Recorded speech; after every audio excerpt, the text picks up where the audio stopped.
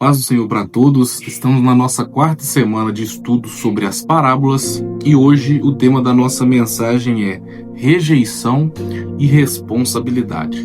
As parábolas que nós estudamos essa semana, elas vão falar sobre a responsabilidade que Deus ele deixou para cada um de nós, para fazer a vontade dele, para pregar o evangelho e para dar continuidade no reino. Falamos semana passada sobre a graça e hoje nós vamos falar um pouquinho sobre a responsabilidade. As pessoas às vezes recebem algo do Senhor e acham que está tudo certo porque a graça ela é muito grande, que nós devemos ficar tranquilos. Não é bem por aí. Hoje nós vamos falar um pouquinho sobre a responsabilidade que Deus deixou para cada um de nós, para a gente exercer os ministérios que Ele colocou em nossas mãos. Amém? O texto que nós vamos ler está lá em Lucas capítulo 13, versículo 8 e versículo 9, que diz assim: Senhor, deixa ainda este ano, até que eu cave ao redor dela e ponha esterco, e se der fruto, bem estará, se não, manda cortar. Lucas capítulo 13, versículo 8 e 9. Depois eu vou explicar um pouco sobre esse versículo, é uma das parábolas aqui que nós estudamos, mas a primeira parábola que nós estudamos é a parábola dos dois filhos. A parábola dos dois filhos ela é bem curta e conta a história de um homem que tinha dois filhos e ele tinha uma vinha. E ele chamou esses dois filhos para trabalhar com ele. Falou: filhos, vão trabalhar comigo? Chegou no primeiro filho: vão trabalhar comigo lá na vinha, filho? E tal. Ele falou assim: vou, pai. Só que ele não foi. E o segundo falou assim: pai, eu não vou. Porém, ele se arrependeu e foi. Qual dos dois fez a vontade do pai? Foi o que falou que não ia, mas se arrependeu e foi. Isso traz uma mensagem para nós. Isso traz uma reflexão. Talvez no início da sua vida você não obedeceu. Talvez no início da sua caminhada você não estava obedecendo. Chegou um momento que você se arrependeu e começou a obedecer. Só que tem gente que vai pelo caminho ao contrário. Com a sua boca ela fala que vai fazer. Com a sua boca ela fala que obedece. Porém, na hora das atitudes, essa pessoa, ela não obedece. E engraçado que o que falou sim, ele falou assim: sim, Senhor, pai, eu vou lá trabalhar para o Senhor. Porém, não foi. E no último dia do Senhor, no dia do Senhor, ele vai dizer o seguinte: muitos me chamarão de Senhor. E ele vai falar o seguinte: apartai-vos de mim, malditos, porque eu não vos conheço. Então, isso traz uma responsabilidade muito grande para nós em obedecer à voz do nosso mestre, obedecer à voz do nosso pastor, né? Obedecer à voz do nosso Senhor e Salvador Jesus Cristo. Não é com palavras, mas sim com atitudes. Existe essa responsabilidade para aquele que se diz cristão, para aquele que se diz seguidor do Senhor. Ele tem que não somente falar, mas ele tem que fazer aquilo que o Senhor manda. Isso é muito importante. Uma reflexão rápida aqui, ó. É possível falar bonito sobre Deus. É possível dizer que ama a Deus. É possível dizer que obedece. Mas a verdadeira obediência ela aparece na prática. Então, qual que é a primeira reflexão nossa aqui? É que nós devemos não somente falar, mas nós devemos obedecer com atitudes, demonstrar o nosso amor por Cristo através das nossas atitudes para com Ele e para com os demais, para com os nossos irmãos, para com os nossos familiares, para com o próximo. Essa é a verdadeira mensagem. Não palavras bonitas, mas atitudes que condizem com aquilo que Cristo ele tem nos ensinado todos os dias. A segunda parábola que nós estudamos é a parábola dos lavradores maus. Quando esquecemos que a vinha não é nossa. Mateus capítulo 21, versículo 33 até o versículo 46. Jesus ele conta essa história de homens que arrendaram uma vinha. Eles alugaram uma vinha para que eles pudessem trabalhar. O Senhor alugou essa vinha que ele tinha para que esses homens trabalhassem nela e depois de um tempo ele iria vir prestar contas, né? E quando ele foi prestar contas, ele enviou um mensageiro até essa vinha. Os lavradores pegaram esse mensageiro e agrediram. Ele mandou outro mensageiro e aí pegaram, agrediram também. E aí falou assim: não, vou mandar meu filho lá que vai resolver, meu herdeiro. Pegaram o filho do Senhor e quebraram ele e falou assim: não, agora nós vamos matar ele para ficar com a herança, né? Dentro do texto, matar o filho do Senhor, entendeu? E aí surge uma pergunta no final da parábola: o que o Senhor vai fazer com esses lavradores? Iria castigá-los severamente. E esse texto ele traz uma representação espiritual do povo de Israel, né? Vieram vários profetas para pregar para eles, para levá-los para Deus. O próprio Cristo foi na terra, veio na terra, morreu, eles mataram ele, né? Então, essa mensagem ela é muito forte. O povo judeu não aceitou Cristo como Senhor. Eles queriam um Senhor político e cheio de poder aqui na terra, e Jesus veio de uma forma totalmente humilde, totalmente contrária àquilo que eles imaginavam, veio pregando o reino dos céus e tal. Eles acharam que ele iria ter um reino aqui já de uma vez e tal, enfim, não aceitaram aquele Messias, né, que veio de forma humilde. E esse texto fala justamente sobre eles. A mensagem veio várias vezes, veio o Filho, e eles o rejeitaram e o mataram. E para nós existe essa reflexão também. Quantas vezes vêm pessoas até nós, quantas vezes a mensagem chega até a nossa vida e nós rejeitamos, nós não aceitamos a Cristo de maneira nenhuma. Nós achamos que quem manda é nós, achamos que a vinha é nossa, né? Aqueles lavradores acharam que a vinha era deles, quiseram pegar tudo para eles e mataram o filho. E às vezes não é assim. A obra não é nossa, a obra é do Senhor. Nós somos servos, estamos debaixo de uma autoridade. Quem manda não somos nós, quem manda é Cristo, quem tem que aparecer é Cristo. E às vezes a gente vai pelo caminho totalmente o contrário. E quando vem alguém para nos trazer uma mensagem de correção, a gente agride, a gente ofende, a gente não aceita, a gente tem uma atitude totalmente incorreta, né, do que deveria ser. Vamos para uma rápida reflexão aqui, ó. Quantas vezes fazemos a mesma coisa? Deus nos dá vida, nos dá dons, nos dá recursos, nos dá tempo, nos dá oportunidades. E aí nós começamos a fazer igual aqueles lavradores, né? Achando que é tudo nosso. Minha vida, meu dinheiro, meu tempo, meus planos, meu futuro. A gente tem que saber, gente, que não é nada nosso aqui, é tudo emprestado. Nosso fôlego de vida é emprestado, nosso cônjuge é emprestado, nossos filhos são emprestados, os nossos dons são emprestados. A graça é um presente que nós recebemos, então não tem nada, se for olhar. É tudo do Senhor. Então nós temos que cuidar de tudo isso aí com responsabilidade. Tudo que nós temos pertence ao Senhor, então que a gente possa ter responsabilidade com aquilo que Deus colocou na nossa mão. A pergunta não é apenas o que Deus me deu, é o que eu estou fazendo com aquilo que Deus me deu. A quarta parábola que nós estudamos é a parábola das bodas. Quando o convite de Deus é tratado como segunda opção. Está lá em Mateus capítulo 22, do 1 ao 14.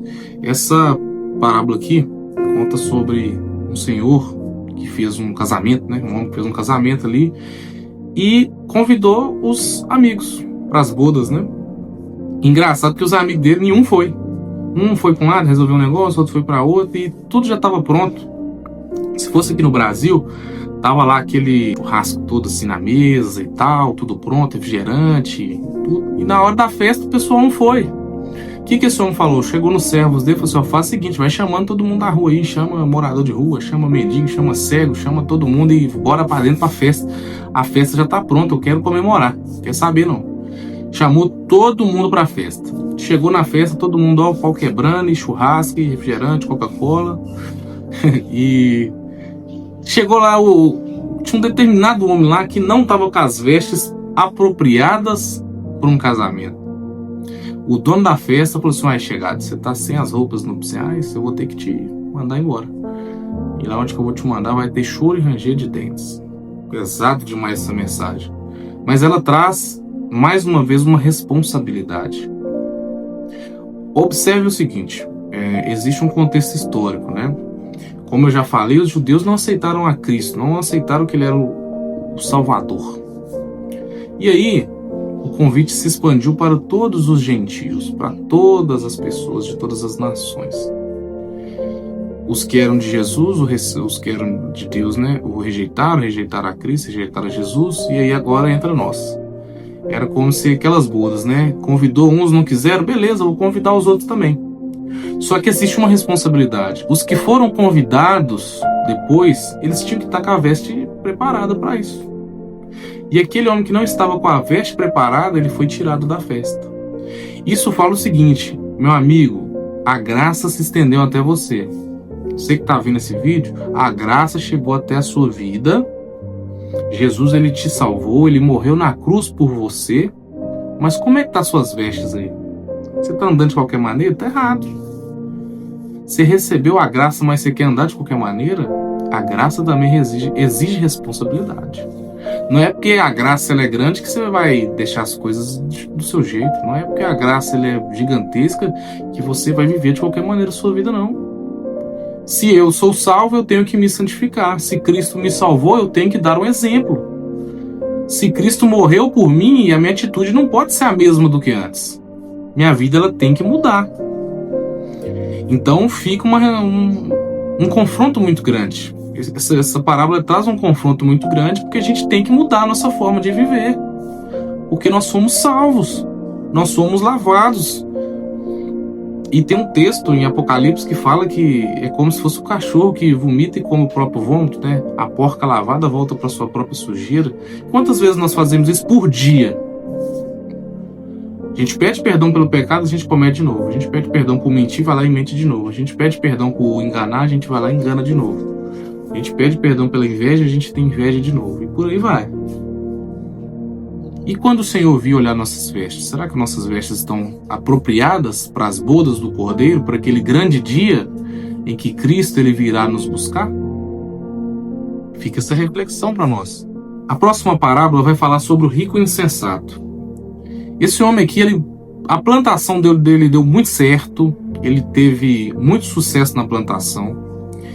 E aí ele ficou muito feliz com essa plantação, porém ele perdeu a humildade dele, ele começou a razoar, né? O texto original. Começou a razoar, falando assim, nossa, agora deu bom demais, vou ter que quebrar esse trem todo aqui, minha alma vai se folgar, vamos quebrar aqui todo o celeiro, vamos fazer celeiros grandes para guardar tudo que eu tenho, agora eu tô tranquilo, agora minha alma tá em paz. E aí o texto vai dizer o seguinte, louco, se chamarem a tua alma hoje, o que tem para apresentar?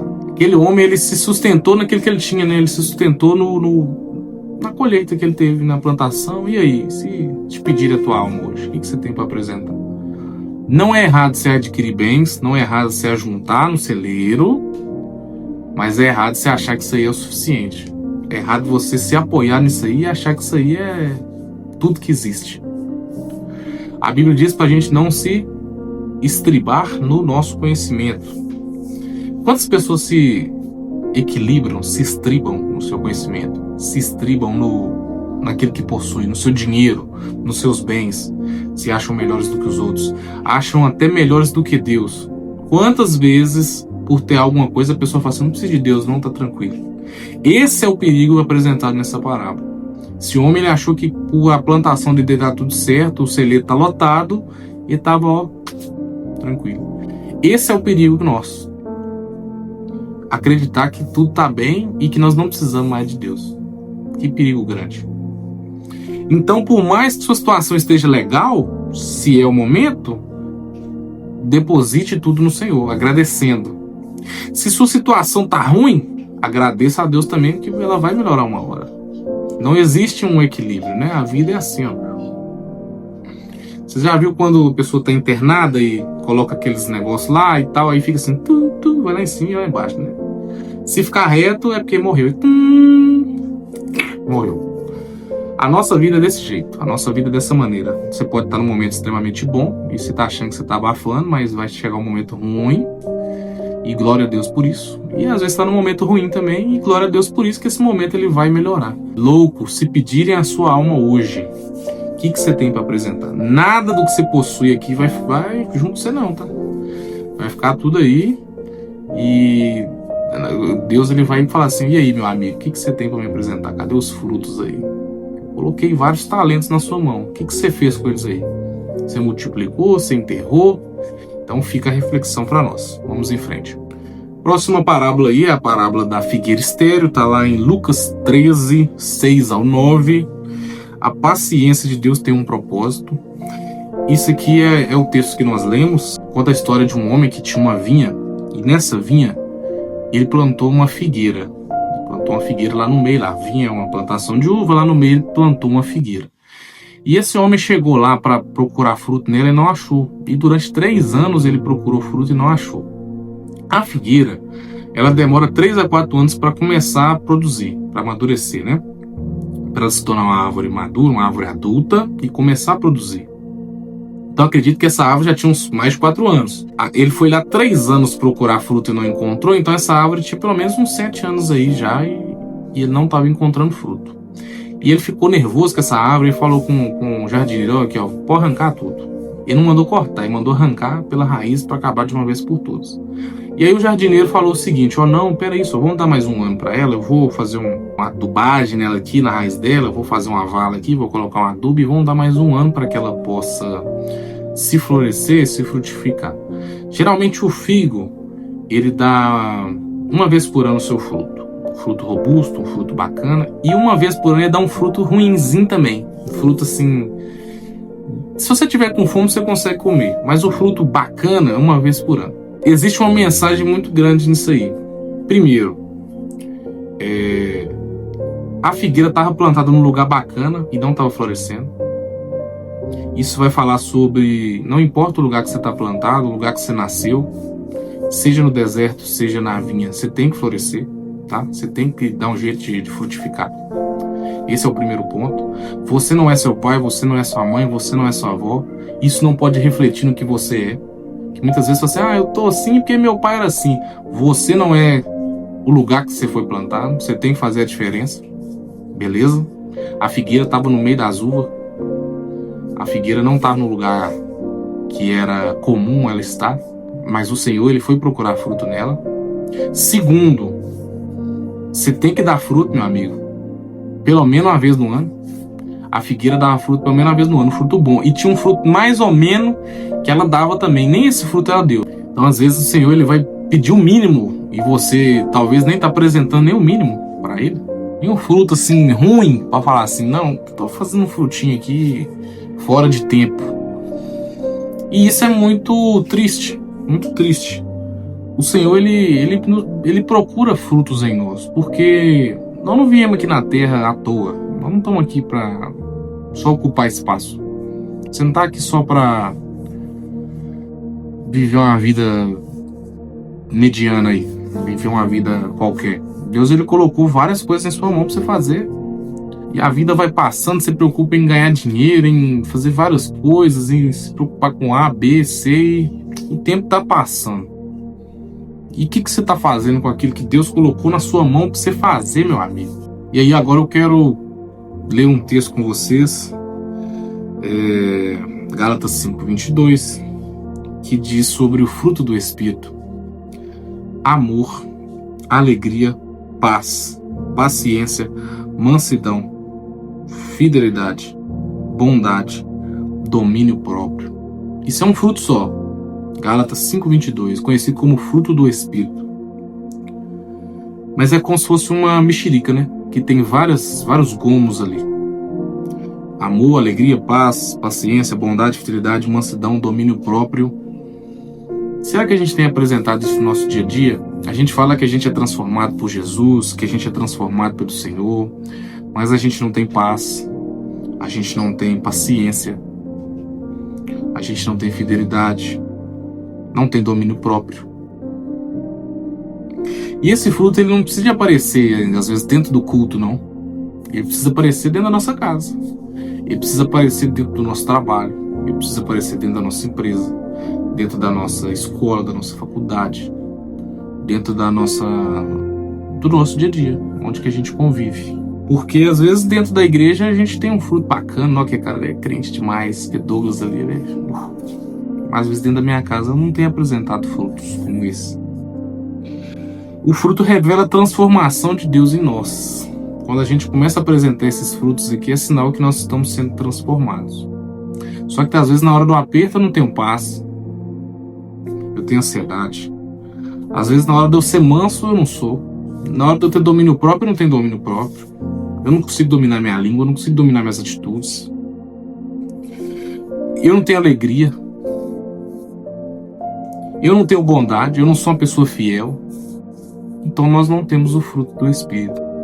Quero fazer agora um resumo de todas as parábolas e a gente vai pegar cada parábola e vamos fazer um resumo, e elas se conectam, vocês vão observar. Na parábola dos dois filhos, Deus chama. Qual que é a minha resposta para com Deus? Na parábola dos lavradores maus, Deus confia. E eu estou sendo fiel com aquilo que eu recebi? Na parábola das bodas, Deus convida. Eu estou aceitando o convite ou estou adiando esse convite? Na parábola do rico e insensato, Deus nos lembra que a vida é passageira. Estou vivendo para essa vida ou para a eternidade? Na da figueira estéril, Deus espera frutos. Minha vida está produzindo aquilo que Ele espera? Observe essa sequência: chamado, responsabilidade, convite, prestação de contas e frutos. Olha que legal, né? Bem bacana.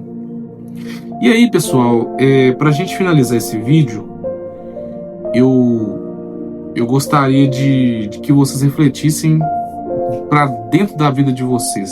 Mediante essas parábolas que nós estudamos durante essa semana, são bastante confrontosas essas parábolas, né? Será que a gente está sendo igual os lavradores maus? Será que a gente está sendo igual aquele filho que falou sim, mas não foi? Será que a gente está vivendo igual aquele homem que se apoiou em tudo que ele tinha, achou que estava tranquilo? Será que a gente está igual aquela figueira que não estava dando fruto? Essa é a nossa reflexão para esse dia. Porque por mais que Jesus ele te salvou, ele está fazendo uma grande obra na sua vida, ele exige de você uma responsabilidade. Ele exige de você um posicionamento. Ele exige de você uma atitude. Todos os dias nós temos que ser luz. Nós temos que ser representantes dele, onde nós estivermos.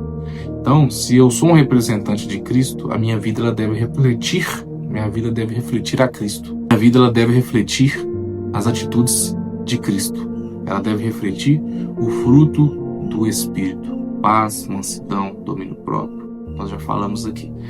Então, não olhe para o outro e fale assim: aquele ali é um dos lavradores maus. Aquele ali é um filho que fala sim e na hora do vão ver fala não. Olhe para dentro de você mesmo, como eu tenho feito nesse momento. Temos muito a melhorar, temos muito a colocar em ordem as atitudes que nós estamos tendo. E nessa manhã, nesse dia, né, não sei qual horário que vocês vão ver esse vídeo, faça essa reflexão com você. Amém? Que Deus continue abençoando a vida de vocês e até a próxima.